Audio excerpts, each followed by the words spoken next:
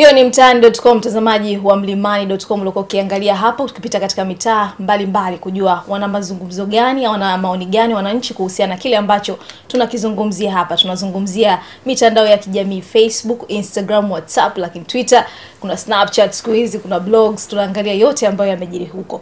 Lakini awali hapo wakati nafungua kipindi nilikwambia nitakuwa hapa na blogger Sam Misago. Nikisema jina hili bila shaka litakuwa tayari kuna taa imeshawaka kichwani ukijua ni nani namzungumzia. Sam Misago ni mtangazaji wa kituo kimoja cha television na radio. Utakuwa unakifahamu wewe ni kituo gani. Lakini pia mbali na hapo anajishughulisha na masuala ya mitandao ya kijamii na blog yake. Lakini sasa hivi nilikuwa napata taarifa kabla sijaingia hapa kwamba katika blog ule nako ana TV online. Atatuambia mengi kuhusiana na hilo, ameona kule inalipa mpaka kaingia na huku. Atatuambia yeye Sam Misago na tayari naye hapa studio. Sam, karibu sana katika mlimani.com. Asante sana mimi.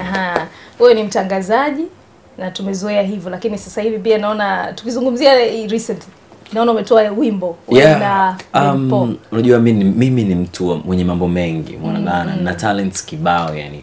Only that sometimes na take time kuonyesha talent kama hivyo, but nina vipaji vingi na sometimes napenda kuvionyesha, ila vingine nakosa muda wa kuvionyesha. Umeona? So right now nilikuwa nimekaa studio tu na Lufa, nikamwambia hebu weka beat hapo, naweza nikafanya kitu katoka vizuri. So akaniambia kitoe hichi, ni muda wako, unaweza kufanya hivi. Vitu vingi umeshakamilisha kwenye maisha yako. So I was like yeah, for real. Nikatoa wimbo mzuri, umepokelewa vizuri, mimi mwenyewe nimekuwa surprised. By the way, nimesurprise pia watu wengine, Sam ana rap. Hata mimi sikuamini. You see. So everybody was like Sam ana rap, and it was beautiful, it was crazy. Watu wako excited, wananipigia simu, wamefurahi. Of course walioniponda na wameniponda, of course wasanii watoka nje hapo wamekaa hivi, but anyway challenges zipo, kuna mapungufu na kuna ubora. So kusema kweli nimeshukuru Mungu kwamba kazi imekubalika vizuri. Na siku zote za nyuma ulishawahi kuwaza kwamba utakuja kuimba ama kurap? Kabla sijawa mtangazaji nilikuwa na rap. Nilimaliza form 4 nilitoa wimbo wa kwanza uliandikwa na JCB na ulitengenezwa pia na JCB back in Arusha, umeona. So nilikuwa napenda sana kurap, nilikuwa napenda freestyle, nilikuwa napenda kumime, kuimba nyimbo za watu wengine. Kwa hiyo kabla sijawa mtangazaji, kicho kwanza nilichokifanya ni rap. Baada ya miezi mitatu ndo nikapata nafasi ya kuwa mtangazaji kwenye radio. Kwa hiyo kilichoanza kilikuwa ni muziki, ikafuata utangazaji. Akentelo labda ndo maana sasa hivi hata una shughuli na ufanya utangazaji umebase sana kwenye muziki. Kwa mjanja sana.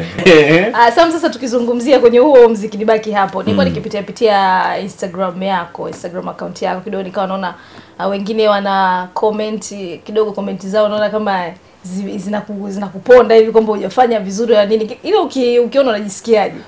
Unajua nikwambie kitu, nobody is perfect, lakini pia hamna kitu kinakujenga kama comment za kukudis. Yani comment za kukudis ndo zinakufanya uamke. Kumbe nimekosea hii, unamfuata producer. Watu wanasema nimekosea hapa. Na mimi turekebishe kwenye wimbo ujao tusifanye ile kosa. Watu wamesema tumekosea hapa. Watu wasipokosoa wanakujaza waenda kwenye show kushangilia. Na pale unaona mtu unarap mashabiki wanakuangalia hivi. Kwa sababu hakukwambia ukweli mapema kwamba kazi zako umekosea. So I think mimi nakwambia umefanya vizuri. Lakini mtu anayekuchallenge akwambia hapo umekosea, umepatia hapo umekosea, I think ni mtu muhimu sana. Ni mtu muhimu sana. So mimi nazichukulia kama advantage, nazichukulia kama changamoto na nazifanyia kazi. Mtu yote akiniambia kwamba sauti ilikuwa chini kidogo ya kwako, ulikuwa una sound kama unasoma, ulikuwa huna confidence, naanza kuijenga hiyo upya. Kwa hiyo zile tuzichukua kama ni support, kwamba zile ni support kali sana. Kwa sababu mwaka ujao hamna mtu atakumbuka kwamba ulikudis, ila wataanza kuona dau jamaa amekuwa better. Kwa hiyo huu ni mwanzo tu, tunategemea ngoma nyingi kali. Mwanzo tu. Bwana. Mtazamaji unasikia wewe anakwambia huu ni mwanzo. Pamoja na disi zote zile ambazo nimeziona Instagram, lakini anakwambia ndo kwanza anakaza kamba za viatu, ni mwendo mbele mdundo. Sam, tukizungumzia blog yako, umeanzisha blog. Lengo la kuanzisha blog hili lilikuwa ni nini hasa mwanzoni? Nimeanzisha kama miaka 6 ni miaka 5 iliyopita. Nilikuwa na rafiki yangu wa kike, alikuwa na blog yake. Sasa akawa anaandika mambo yake na picha anaweka yeye mwenyewe. Mimi kama niona wivu, na mimi nikataka blog. Bila kujua kwamba rafiki wa kike mshikaji unaona bana. So na mimi nikataka blog. So na mimi nikafungua kwangu, unaona bana. So nilipokuwa nafungua kwangu naandika mambo yangu tu. So mara habari, nilikuwa naandika tu ya samisago.blogspot.com. Hasa baadaye nikataka kuifanya iwe official, ni share vitu ambavyo mimi navifahamu kama habari nyingi za burudani na washikaji na watu ambao wananifuatilia Twitter, Facebook na mitandao mingine. So that's what I did. Nikatengeneza samisago.com ikawa official. Ndio ikawa website ambayo mtu yote akiingia anapata habari za burudani na michezo, vituko, videos zozote kutoka Afrika na nje ya Afrika. Unapata habari zote kwa sababu mimi nazipata, nazifahamu, nafahamu wasanii, nazungumza nao, na mimi ni link kati ya wasanii kutoka nje na mashabiki wao Afrika na sehemu zingine ambazo wananifuatilia kupitia samisago.com. Kwa hiyo it was an advantage ambayo imenikuza, nadhani imenijenga sana. Unajua ukiwa na website, mtu yote ambaye anataka kuwa na website, kama utaipenda na utapenda kufahamisha watu, utaamka asubuhi siku moja hujapost kitu kwa masaa mawili, utakuta comment za watu. Oya, vipi wewe? Mbona kuna video ya msanii fulani, mbona kuna video ya msanii fulani imetoka hujaiweka? Wanakuamsha sasa wao, oya umelala, wewe mwanangu siku nzima hujapost habari, tutakuama. Wewe unaanza kuona kumbe hao jamaa wananifuatilia na wanahitaji kitu kutoka kwangu. So unakuta blog inazidi kuwa, unapata matangazo, inaanza kutoa pia kimaisha, unaona bana. So it becomes a responsibility. Kesho yake unakuta ni ofisi. Ndio ofisi yangu nitofahamu. Kama blogger kwa siku unatakiwa labda uposti habari ngapi? Au wewe umejiwekea limitation ya kuposti habari ngapi kwa siku? Okay, kwa siku nahakikisha kwamba labda watu wasipitwe na habari ambazo zinatokea Bongo. Labda kwenye radio tofauti nasikiliza kuna habari fulani imetokea labda na hapa. Lakini pia tuseme mimi naona kama nisi limit, yani zisipungue tweets labda 50. Zisipungue tweets 50 40 kwa siku. Tweets za habari zisipungue hizo za burudani. Nichukue habari at least 20 kutoka nje, 30 kutoka Afrika. 30 kutoka Afrika inaweza ni 20 au 15 kutoka Bongo na 15 kutoka nchi tofauti, South Africa, Nigeria, wapi, Kenya, Uganda, zile ambazo za mastawa kubwa ambao watu wanawafuatilia, unazitupia pale. Na watu kwa wanapenda habari zao, wanazifuatilia Bongo, na watu wanawajua watu kupitia huyo mtu. Na hiyo si kwenye blog tu, hata accounts zako za kwenye social networks. Yani kwenye blog na habari, lakini kwenye social network unabidi uposti mara nyingi sana kwa sababu blog inahitaji hits, unabidi ubonyezwe. Kwa hiyo unabidi utweet hata mara 2 mara 3 habari sometimes. Hata Facebook una share a lot, Twitter una share a lot. Na hasa ukiingia kwenye Facebook, kama mimi kwenye Facebook na watu zaidi ya 100,000 niko verified. Kwa unakuta kwa siku naweza nikapokea labda message 100 200 zinahusu story, comments zinahusu story. Umemiss story fulani, mtu kaisikia sema fulani hajaielewa, anataka uiandike ili aielewe, anakucheki. Umeona bana? Kila blog labda imepost video ya Rich Mavoko, wewe unabidi uangalie jinsi gani unaweza kaipost hiyo video kwa kuichambua zaidi. Unaongelea lighting hiyo video, unaongelea director hiyo video. So kila angle unatafuta. So that's another challenging ya kuwa blogger, ni jinsi ya kuandika habari iwe na mvuto. So anybody anaweza kapost video ya Rich Mavoko. Anybody anaweza copy link. Lakini kuna kitu gani ambacho unakiongeza pale? Lakini je, unajua yule chui alitumika na Rich Mavoko labda alionekana kwenye video gani nyingine South Africa? Kwa nini Adamu alimtumia yule chui? Yule chui anang'ata na meno. Umeona? Rich Mavoko alikuwaje akata na shoot video na yule chui? Umeona bana, alikuwa anaogopa, mwenyewe singekubali kushoot video na chui. Mambo gani? Na unaonekana tu ni mmoja. Unaona bana. So Adamu akienda labda SA anatumia vyombo vyake, anatumia vyombo vya South Africa. So hicho ni kitu ambacho nakiangalia wakati una post video ya msanii fulani kwa engo tofauti. Na hayo unaoniambia, unafikiri watu wanavoongea wakisema kwamba inatakiwa sana bloggers kidogo wawe na elimu ile ya utangazaji ama uandishi wa habari ili kujua kwamba hiki tunataka kukosoa vipi, hiki tukiweke vipi? Wewe unakubaliana na hilo kwamba bloggers wakati mwingine inatakiwa wawe na knowledge hii? Wawe brushed. Kama hawajawa brushed basi wawe na experience. Wawe na experience yani kitu gani kuandika na kitu gani kuandika. Na nadhani hilo jambo limeonekana baada ya kuona blog nyingi zimetokea sasa hivi zina post mambo ya ajabu. Na kweli nyingi, alafu watu kidogo na TCRA wametusaidia. Kwa kila mtu sana anaanza kusema bloggers mbona wanapost vitu vya ajabu. Wanabidi waende shule kwa sababu wameanza kuona wanapost vitu vya ajabu. But mwisho siku brush kidogo. Blogs entertainment unajua sometimes zinakosa mipaka. People wanataka hits, wanataka kila mtu aje kwenye website yao kunakuta gossip. So most of the times wanapost vitu bila confirmation ya msanii. Unakuta bloggers wengine of course hawana confirmation kwa sababu hawana namba ya msanii kumpigia na kuconfirm na hiyo story. Kwa unakuta ameipandisha tu. Lakini kwa sababu wewe ni mtangazaji wa Mlimani, una blog yako, umeona bana, unaweza ukamcheki Mavoko akamwambia naweza nikaconfirm kwamba ni kweli ulienda South Africa kufanya hichi kitu. Sasa Mavoko anakuambia anakuamini wewe kwa sababu una blog yako, unaongea nawe, ni mtangazaji. So yes, nimeenda dadangu hivi na hivi na hivi na hivi. So ukienda kwenye blog yako unasema nilivyozungumza na Mavoko leo mchana kaniambia kweli alikopo South Africa. Sasa una confidence ya kupost ile stories umeongea naye. Umeconfirm. Sasa bloggers wengine hawana hiyo link. Kwa sometimes wanabidi wachukue tu story waeke pale source wa post, kwa sababu so tatizo lao ni kwamba tu hawana link ya msanii, labda msanii pia hajatoa ushirikiano kwa blogger. So sometimes it's not a blogger, sometimes pia mtu anayetafutwa kutoa hiyo story hatoa ushirikiano.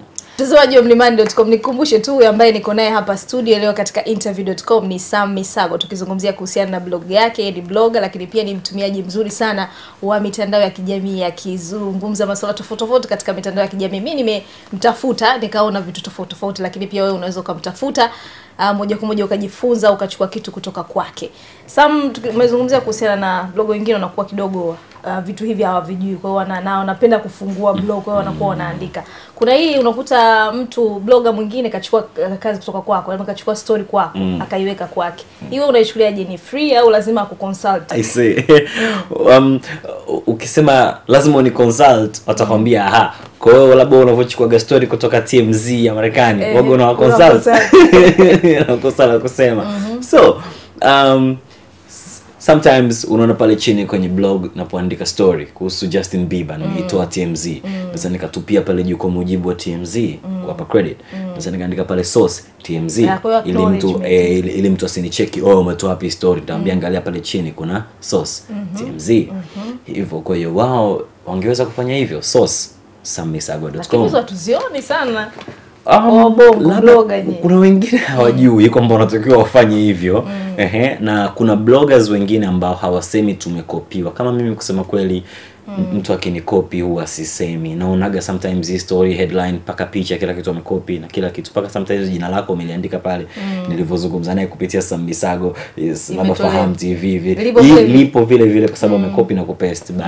Hauwezi hata ukimtafuta mwenyewe unaona aibu. Sasa utamwambia nini? Yani amekopi kila kazi yako ile. Sasa I say inakuwa sometimes very challenging, kwa sababu ukimtafuta huyo mtu atakwambia yani basi inakuwa ni ngumu tu. Yeye mwenyewe pia anakuta labda anatafuta maisha, anatafuta matangazo apate pesa. Kwa hiyo anaona kama vile unamzibia, yani kwa sababu wewe una nafasi kwa unanizibia mimi.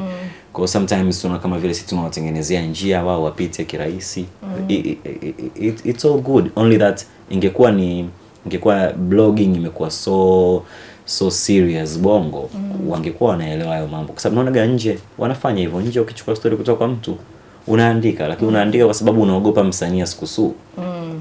Na kweli hilo mtazamaji na blog ambaye unatuangalia sasa hivi, hiyo ni elimu ya bure kabisa tumekupa. Lazima kidogo mtu umweke pale credit, ni muhimu kwamba umeichukua kazi kwa mtu fulani, ili hata yeye anapoona asijisikie vibaya kwamba umeiba kazi yake. Wala kuna wengine wanashtaki paka umpate blogger sio blog gani uanze kumcheki sasa anaweza taka kumind. Kwa hiyo sasa wanataka mimi nifanyeje? Sha copy sema tu kwa vile Watanzania sinayo easy. Tukienda kwenye account zako sasa, Instagram, Facebook, Twitter, matumizi gani hasa ambayo unatumia kule? Ni unapiga tu picha, unaweka post picha kazi zako sana ndo unazipa na nilia? Unaweza kawa na maisha yako very interesting wewe. Labda nakupa mfano mzuri ni msanii labda Ommy Dimpoz, maisha yake yako very interesting, anasafiri kila siku. So kila mtu anayemfuatilia Ommy anataka kuona anasafiri ameenda nchi gani, amekutana na star gani, umeona bana. So kama maisha yako yako very interesting, Instagram yako na Facebook page yako itakuwa imejaa wewe tu. Umeona, yani wewe tu. Niko kwenye interview. Umeona bana. Niko kwenye ndege naenda fani, niko kwenye duka na Gucci, niko saluni, umeona bana. Your life is like that. Sasa maisha yangu mimi yamezungukwa na nini? Maisha yangu mimi yamezungukwa na kazi. nikiamka niko kazini, kazini niko fulani, niko sehemu fulani. So yale mambo ambayo mimi nakutana nayo kwenye maisha yangu ndo nawapa watu kwenye mitandao ya kijamii, ambayo nini mara nyingi nakutana na habari. Muda wote nakutana na habari, nakutana na mtu kafanya kitu fulani na nazungumza naye na post. So most of the time na post habari ili watu wafahamu kitu gani kinaendelea. Mara chache sana nakuta nimejiweka mimi au nimeweka picha yangu, kwa sababu tayari najua watu wananifahamu. So kwa nini watu wananifuatilia mimi? Kwa sababu ya habari na basically vitu ambavyo mimi ninavifanya. Na kitu ambacho na appreciate na naamini followers wangu wengi Twitter, Facebook, Instagram wanifuata kwa sababu ya vitu ambavyo navifanya. So kwa sababu tu mimi Sam tunamfuata, no, kwa sababu ya kitu ambacho ninakifanya. Na kwenye account zako kwa mfano Instagram niliona kidogo nilikuwa napitia ni peruzi nikaona pia una matangazo hapo. Unacharge shilingi ngapi? Sometimes unawasaidia watu. Unajua sio kila kitu unajua unabidi ufanye ulipishe watu. Sometimes unabidi wasaidie. Lakini watu wanapiga biashara kwenye hiyo. Yes, watu wanapiga biashara, watu wengine wanasaidia watu. A post is a post. Mtu anaweza kukutumia pesa kukushukuru, anza kutumia 50 laki anakushukuru, bana asante sana mwanangu, you do that. Mwana bana nimekutumia umepost. Kwa hiyo sometimes ni kusaidiana, sometimes pia mtu anaweza kukushukuru kwa kukupa chochote, but mitandao ya kijamii ni biashara nzuri kwa watu wengi na ni sehemu nzuri sana ya kutangaza. Nadhani kuna kuna mshikaji wangu Esden alitoa sababu 10 za kwa nini ni vizuri kwa biashara itangazwe kwenye mitandao ya kijamii, kwa sababu vijana wengi wapo huko, vijana wengi wanafuatilia habari na vituko na drama za watu wao ambao wanawapenda maarufu huko. Kwa ukitangaza kwenye Instagram page ambayo ina watu wengi, utapata wateja wengi zaidi. Lakini kwenye sammisago.com kule unalipisha. Yes, kwenye website Kajua kule nako kidogo huruma. Come on. Kwenye website kwa kabana tunaku invoice, unatumia invoice. Unalipia ile ni ofisi sammisago.com na Fahamu TV, ile ni ofisi. So interview inapokuwa imeruka ina tangazo lako mwanzo labda na mwisho, na pale chini of course ile unalipia. Kwa hiyo inalipa kwa kiasi chake. Ukijituma. Blog inalipa unapojituma. You have to work hard. Nakwambia kitu, unaweza kulala masaa 3. Sometimes unalala masaa 3 au 4, maximum kulala sana unalala masaa 4, kwa sababu unabidi upost muda wote, masaa yote. Mimi naweza ukaamka saa 9 ukakuta post yangu. Unaamka saa 10 ukakuta nimepost, unasema sasa huyu jamaa analala saa ngapi? Umeona saa 8 niko online nimekupa magoli ya mechi fulani imemalizika labda saa 6 bana. So kila saa unabidi update, unabidi upost vitu ili watu wakufuatilie na wajue uko serious.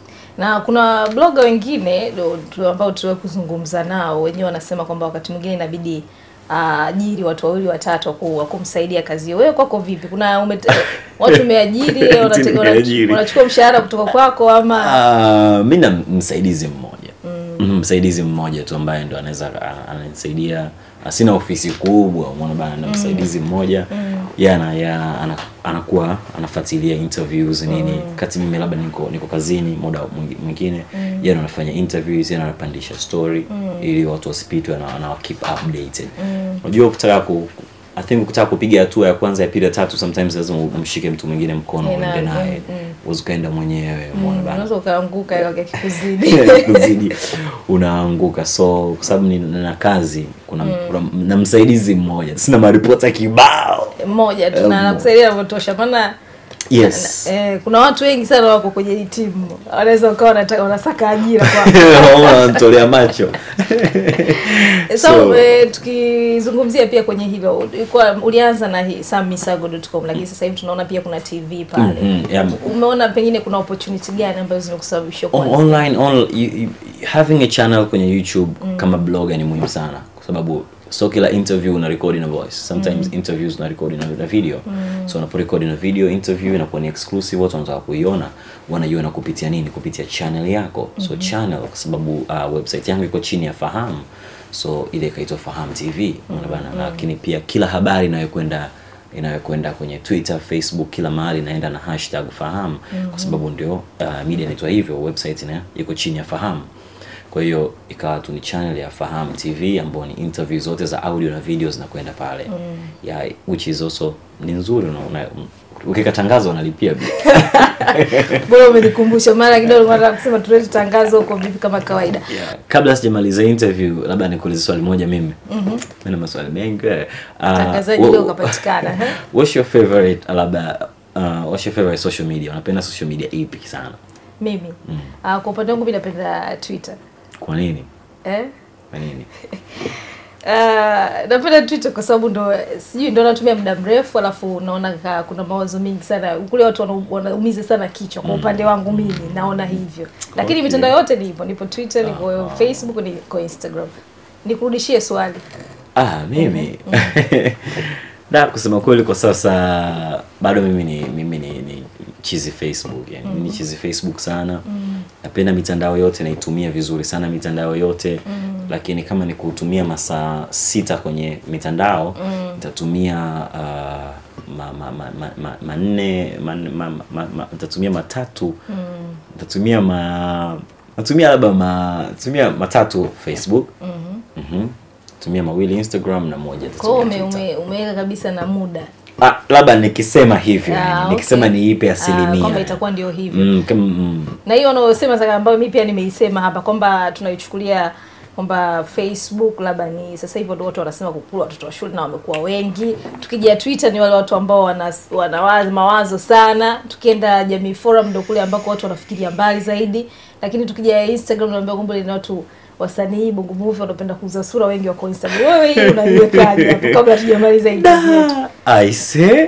Kubaliana na huo mchanganuo. Watu wameclassify hivyo. Ndio hivyo mtaani habari ndio ziko. Asikudanganye mtu. Facebook ina nguvu sana. Facebook ina nguvu kwa sababu inafikia watu wengi sana.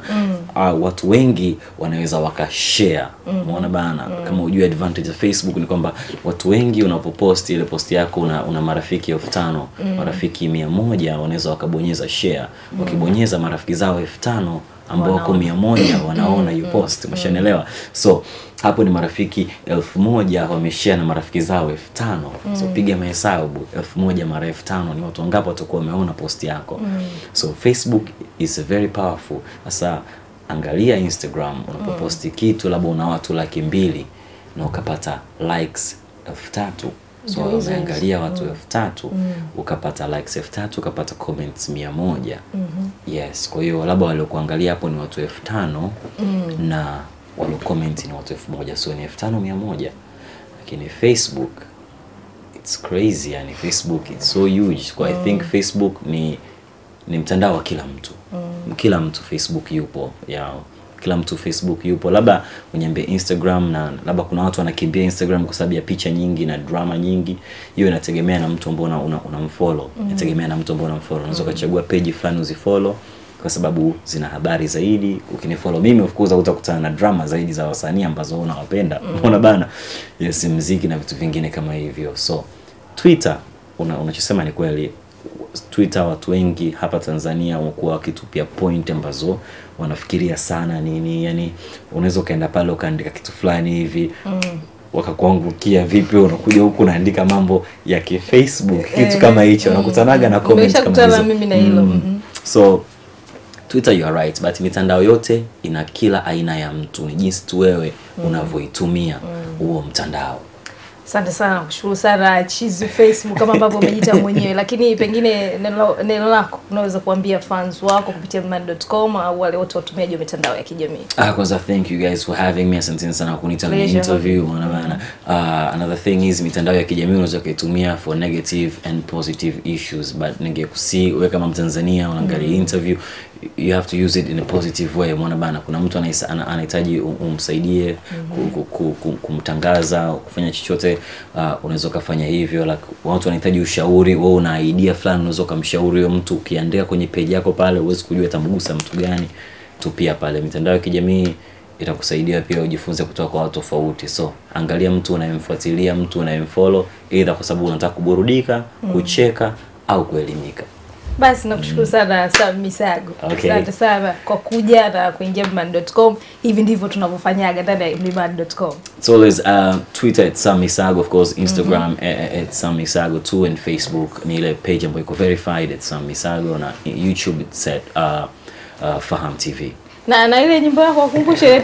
Nimepania. You can hashtag nimepania, you can hashtag nimepania, utaiona popote, unaweza kai-download kwenye mtandao wote right, unaweza kaichagua anytime kwenye radio yako utaisikiliza. Nimepania ni Sam Misago featuring Ben Paul. Jamaa amepania. Nachotaka ni kufanye malkia. Nimepania, chochote unachotaka nitakupatia. Mrembo mwenye uzuri wa kisura mpaka tabia. Napenda vile jinsi ulivyo toka nipake pale unapoalia. Nipende mimi nizidi kufurahia, uone kila nilichokupangia. Kweli na usidhani na kutania, nini Prado mpaka Lamborghini nitakupakia. Wanga wakitona wanakandia, wanajua kwamba si tunawatambia. Najua nia yao kutubania, ila tusichoke, si tuzidi kuwa kazi ya. Na mtazamaji, ni Sam Misago huyo ameweza kuonyesha jinsi gani alivyopania kuingia katika muziki huu. Lakini wewe unaweza kunitumia maoni yako kupitia akaunti zetu Facebook mlimani.com, Twitter @mlimani.com na Instagram @mlimani.com. Niambie jamaa unaonaje? Anajua au ni sawa na wale ambao nimeona wakicomment katika Instagram account yake kwamba kazingua yeye abaki tu kwenye utangazaji. Niambie maoni yako huko, afu nitakuja kuyasoma hapa katika kipindi kijacho. Mimi naitwa Juliet Robert, bado nitaendelea kuwa na wewe kwa sababu naona muda bado unaruhusu. Lakini kwa sasa twende kwenye post.com kuangalia zile posti ambazo zimesumbua sana, zimepita sana katika mitandao ya kijamii, afu nitarudi hapa. Katika posti.com siku ya leo, posti za kisiasa, huu ndo wakati wake kwa sasa ama vepe. Style ya kupiga push up ambayo kwa sasa imebebeshwa jina la Magufulika inaendelea kushika kasi katika mitandao ya kijamii, ambapo Watanzania mbalimbali wamekuwa wakipiga push up na kutupia picha zao mitandaoni, wengine wakibeza kwa urahisi sio push up, ingekuwa hivyo hata wao wangegombea, lakini wengine wakisisitiza kuwa wanahitaji rais mkakamavu. Hizi ni baadhi ya push up ambazo wengine wana lengo la kumbeza, lakini wengine wameonekana kumuunga mkono, kila mmoja akiwa na mtazamo wake. Magufulika. Leo ni birthday ya mwanadada Wema Isaac Mwana wa Sepetu. Hata hivyo mwenyewe anadai kuwa amebanwa sana na majukumu ya kichama, kwa hiyo hapata kuwepo na birthday party yoyote zaidi ya kuendelea kukiombea kura Chama cha Mapinduzi CCM. Kama hiyo haitoshi, Wema anaahidi kufanya bonge moja la party siku ambayo kwa mujibu wa Tume ya Taifa ya Uchaguzi, matokeo ya uchaguzi ya urais yatatangazwa.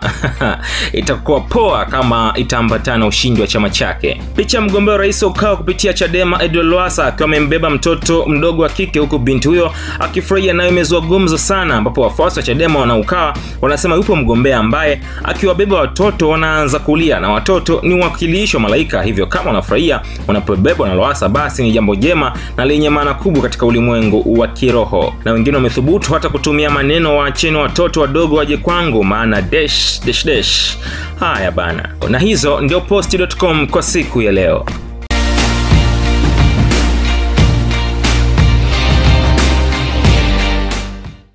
It's a blessing. Kujango family. Sumu kwetu ni nikupeleke Pumalanga. Na hisi njozi pingo naye.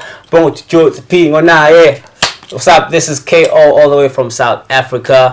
And right now you are watching mlimani.com on Mlimani TV. Elimu Kwanza.